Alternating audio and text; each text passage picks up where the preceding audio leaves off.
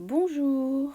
Alors, comme d'habitude, j'ai écouté l'analyse de l'astrologue Vanessa Chamonal pour la nouvelle lune du 23 février 2020, mais vous pouvez aussi vous inspirer de cette vidéo si vous voulez travailler sur un schéma récurrent dans votre vie. Donc, pour commencer, j'ai utilisé de l'encre acrylique pour faire un fond qui rappelle de l'eau et j'ai aspergé des gouttelettes pour faire un peu un effet de bulle pour pouvoir respirer. Ensuite, j'ai décalqué la tête de Nathalie Baye dans Le Retour de Martin Guerre parce que j'aime bien l'espèce de dualité, enfin elle a l'air d'être prise entre deux vérités. Et là, j'utilise du fusain pour retracer les contours. L'idée, c'est que ça fasse des marques qui soient assez permanentes. Comme on est dans un milieu aquatique, j'ai décidé de faire des cheveux qui flottent dans l'eau. Et à chaque fois que je passe un petit coup de fusain, j'estompe pour me débarrasser de la poussière. Ensuite, je reprends mon encre acrylique turquoise et je fais les ombres. Donc, je ne suis pas encore très sûre de quel schéma récurrent il s'agit parce que j'en ai quelques-uns des schémas récurrents dans ma vie. Donc, pour l'instant, je me laisse porter par les eaux et pour voir où ça va me mener. Alors, ce qui m'étonne tout d'un coup, c'est que j'ai l'impression qu'elle ressemble à Médusa du mythe. Je ne sais pas si on dit Méduse ou Médusa, j'aime bien dire Médusa. Donc, je me suis souvenue de ce que j'avais lu il y a longtemps, où on me disait que selon si c'est les Grecs ou les Romains qui racontent, Médusa est soit une vilaine ou alors une victime. Alors là, ça m'a donné un indice sur ce que je pourrais travailler. Et c'est vrai que des fois, je peux me sentir monstrueuse. Donc là, je prends des serviettes en papier qui sont quadrillées pour me donner un peu de stabilité et puis ces fleurs que je trouve jolies qui me rassurent un petit peu. J'ai pas filmé, mais bon, j'ai pris du jaune avec des tons moyens et clairs. Et je continue avec cette histoire de se sentir un peu comme une vilaine, un monstre. Et j'ai pris de l'encre acrylique violette cette fois. Et j'ai repris les ombres.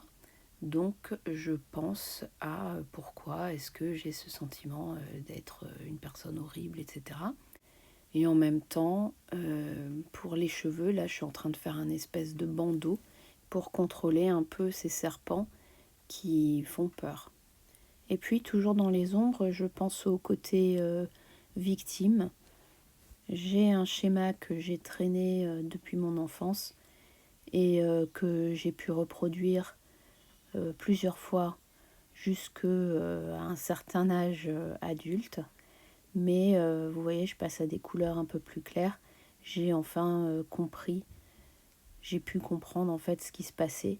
Du coup, j'ai pu me détacher de certaines choses et ma vie en a été améliorée. Et là, comme j'ai complètement perdu les traits du visage, ça m'a fait penser à comment des fois des choses qui peuvent être traumatisantes en fait nous définissent, ce qui fait que quand on lâche ce trauma, par quoi est-ce qu'on le remplace? Et j'ai pu faire l'erreur en fait de le remplacer par la même chose mais de façon déguisée. Donc même si j'avais l'impression d'avoir compris, de m'être libérée, etc., en fait, je m'étais libérée d'une situation, mais pas du schéma. Donc j'ai revécu certaines situations plusieurs fois avant de comprendre en fait vraiment quel était le schéma. Donc c'est pas quelque chose dont on se débarrasse facilement. Il faut aussi savoir bien remplir l'espace qui est laissé quand on arrive à se détacher d'une situation ou d'un schéma qui se répète dans nos vies. Ensuite, j'ai pensé à un autre problème qui est celui de l'identité, parce que j'ai eu tendance pendant des années à me définir par rapport à un certain traumatisme, et donc qui je suis. Donc symboliquement, je gratte avec de l'eau et j'efface pour essayer de voir qui je suis. Ensuite, je vais dessiner un espèce de Zentangle qui représente un complexe, pas un complexe, je suis complexée, mais un complexe, c'est-à-dire comment je définis une certaine réalité, un truc que j'ai compris. Je repars dans les ombres, mais cette fois-ci, c'est plus une espèce d'acceptation, c'est-à-dire, voilà, ça m'est arrivé, ça a fait partie de ma vie. Et de toute façon, les ombres permettent aussi de définir les lumières. Enfin bon, j'essaie aussi de faire un portrait, donc j'ai besoin des ombres et des tons clairs, moyens et sombres. Mais si vous voulez, dans ma tête, c'est toujours tout coup de pinceau finalement, et comme un symbole. Là, je flippe un peu par l'effet du blanc dans les yeux. Alors là, je me dis, en fait, c'est comme si j'étais hantée. C'est comme si j'avais affaire à un fantôme qui n'arrive pas à quitter un, un univers où il n'appartient plus et qui régulièrement vient me rendre visite.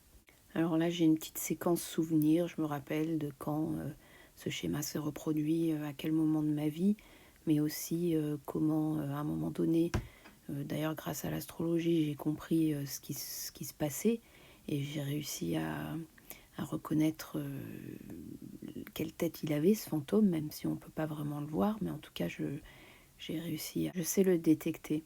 Le seul truc qui m'affecte aujourd'hui, j'ai deux peurs, c'est que, je sois moi-même porteur de ce schéma. Est-ce que moi je fais aux autres ce qu'on m'a fait? Et aussi une autre peur que j'ai, c'est que mes enfants aient hérité, peut-être par l'ADN, ou c'est peut-être une histoire de karma, j'en sais rien, mais hérité de ce schéma aussi, et ça me fait grave flipper. Du coup, je me sens hyper triste. Alors j'asperge ma peinture d'eau et je pleure un petit coup. Bon. Donc ensuite, ce que je décide de faire, c'est de rajouter du violet autour du visage. Et je me suis rappelé là que en fait, je suis pas genre toute seule, je fais partie d'un tout. Donc j'ai décidé d'intégrer le visage de ce portrait que j'ai fait, de le faire complètement disparaître finalement, de l'intégrer au fond. Donc du coup, elle fait partie du tout et le tout aussi fait partie de moi. Donc il y a cette espèce de... Je pense que c'est très poisson. Et c'est comme ça que je fais un nouveau fond et que je passe à une nouvelle phase dans ma réflexion sur ce fameux schéma récurrent. Je rajoute des couleurs un peu claires aussi parce que c'est positif. Et là, je me mets à écrire tout ce que j'ai sur le cœur concernant cette situation, que ce soit le passé, maintenant, mes peurs dont je vous ai parlé tout à l'heure. Et je suis les traces qu'on voit à travers des cheveux que j'avais fait au fusain et puis à l'encre turquoise. Donc toute la partie que j'avais dessinée en cheveux, j'écris un peu dans tous les sens. Tout ce que j'ai sur le cœur, je lâche mon fardeau en fait. Tout ce que j'ai écrit là, c'est une ombre, donc je recouvre de cette couleur violette. J'asperge d'eau pour m'autoriser encore une fois un peu de tristesse par rapport à tout ça, et puis aussi un effet cathartique pour nettoyer un peu le tout. Je rajoute un peu de jaune pour mettre un peu de lumière. Et puis j'ai décidé de prendre mon stylo noir et d'affiner les traits parce qu'on ne voit plus très bien. Et j'essaie de la faire sourire. Donc là, je reprends tous les détails et je lui mets un foulard qui contient les serpents. Donc il n'y a plus cette menace finalement. Là, je dessine un autre Zentangle parce que j'ai compris certains trucs. Donc ça représente encore une fois un complexe dans le sens que donne Jung, c'est-à-dire comment les choses sont reliées entre elles chez moi. Je mets un peu des pansements. Et puis je décide de faire des cercles, des rosaces, pour me rappeler qu'il y a plein de choses qui sont merveilleuses, tout est lié. Enfin, il y a des choses, il y a comme une espèce de magie, quelque chose de d'émerveillant en fait, quand on commence à regarder l'univers, la nature, les relations qu'on peut avoir avec certaines personnes, certains animaux. Je pense aussi au fait que c'est important que je me connaisse. Donc c'est pour ça que j'ai écrit Connais-toi toi-même, de bien comprendre la partie que moi je joue dans ma vie. Et au lieu de me concentrer sur on m'a fait ci, il m'est arrivé ça, finalement c'est en me connaissant, je peux reprendre les rênes de ma vie et, et être plus libre, plus authentique. Donc c'est important pour moi de cette exploration de qui je suis. Du coup, je suis d'une meilleure humeur. Allez, je trace quelques fleurs. Je fais quelques petites retouches. Et puis, je vais pouvoir passer à la dernière phase de cette exploration qui m'aura pris en tout pratiquement 7 heures. Donc, j'ai décidé d'accélérer la vidéo pour qu'elle soit pas trop longue et de vous décrire le procédé, les différentes étapes que j'ai suivies pour cette exploration intérieure. Donc là c'est bon, j'ai passé assez de temps à l'intérieur, donc je prends du terre d'ombre avec du blanc et je reviens sur terre. Donc c'est pour ça que j'ai cette couleur marron, pour intégrer toutes ces réflexions à ma vraie vie. Qu'est-ce que je fais? Donc je floute un petit peu le contour, j'assombris le pourtour et je décide que comme on est sur terre, on a un horizon. Et je dessine une espèce de montagne qui n'est pas un obstacle, mais plutôt un point d'élévation comme un but. Je prends mon stabilo Hol en noir pour retracer les traits, les détails, parce qu'on voit plus grand chose. Et j'ai décidé de lui faire des cheveux, cette fois-ci toujours avec mon Stabilo Hol, qui est très pratique puisqu'il s'efface avec de l'eau. Je repense à Médusa, donc je reprends mon vert turquoise du début pour faire un peu ce contour, parce que c'est vrai que les cheveux, c'était des serpents, avec ce symbole du serpent. Mais j'ai mon foulard qui maintient tout ça et j'ai décidé de le faire en vert pour signifier en fait que je choisis de me ranger du côté de la nature, c'est-à-dire pas forcément ne pas être ce que je ne suis pas, je suis humaine et puis voilà. Pour en revenir aux cheveux, j'ai décidé à l'extrémité de leur donner une forme de spirale pour signifier une espèce d'ascension ou de chemin presque initiatique qui permet l'élévation. D'ailleurs, là, je suis en train de dessiner des escaliers un peu symboliques vers une espèce de ville. Donc, je dessine plein de petites maisons. C'est comme là où sont les humains. Donc, pour moi, ça signifie de me tourner vers les humains au lieu de faire ma solitaire. Ce qui me permettra finalement de trouver le meilleur de moi ou je sais pas comment on dit, ce vers quoi j'aspire, le moi, le mieux moi. Bon, en tout cas, la rétrograde de Mercure m'a bien fait brasser et j'espère que ça vous inspire aussi. Là, j'ai envie d'éclaircir au-dessus de sa tête, donc je rajoute du blanc que j'estompe un peu, je rajoute un peu d'eau, j'estompe avec ma main. Et puis j'ai aussi envie de donner des couleurs, que ça soit un peu plus attrayant. Donc j'utilise là du doré que je mets aussi aux pieds et aux mains de mon personnage en haut. Et puis je dessine quelques cercles autour qui vont me servir de guide plus tard. Je retravaille des ombres avec un crayon pastel bleu. J'ai décidé de lui donner un peu plus de dimension et puis plus de côtés qui sont positifs, une forme d'acceptation de soi. Et j'alterne entre le blanc et le bleu. Donc ça donne de plus près, on voit pas très bien à la caméra, mais de plus près ça donne des détails un peu plus intéressants. Et puis je fais aussi des reflets.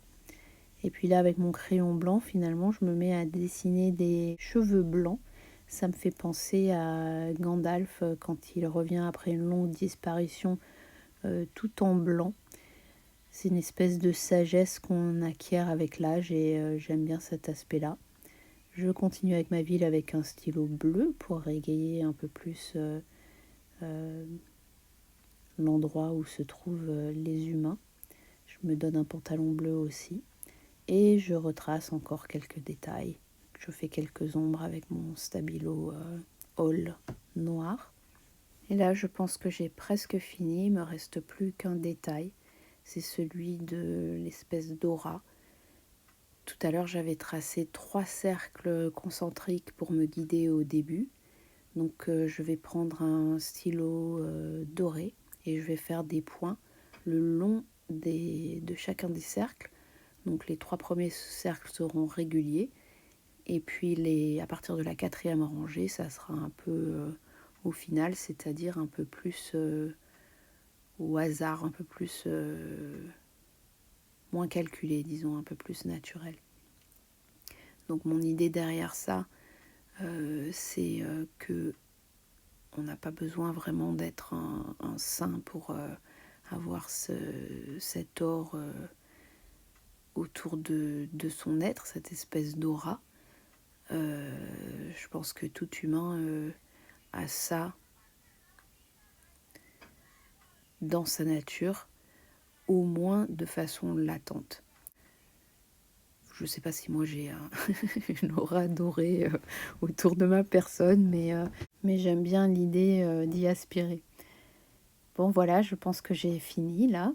Il ne me reste plus qu'à décoller le sparadrap autour. Et j'espère que cette vidéo vous aura inspiré et guidé aussi. Si vous aimez ce que je fais, n'oubliez pas de me laisser un petit pouce, un commentaire, de partager la vidéo. Et ah oui, et puis j'ai créé aussi un groupe sur Facebook qui ressemble à rien pour l'instant parce que j'y comprends pas grand-chose, mais je vais m'y mettre. Mais le groupe existe, donc je vous invite à partager ce que vous avez fait pour cette nouvelle lune à partir de cette vidéo. C'est un groupe fermé, ce qui fait que personne à part les membres du groupe ne peut voir ce que vous y publiez. J'ai hâte de découvrir ce que vous allez créer. N'oubliez pas que l'expression est plus importante que la perfection.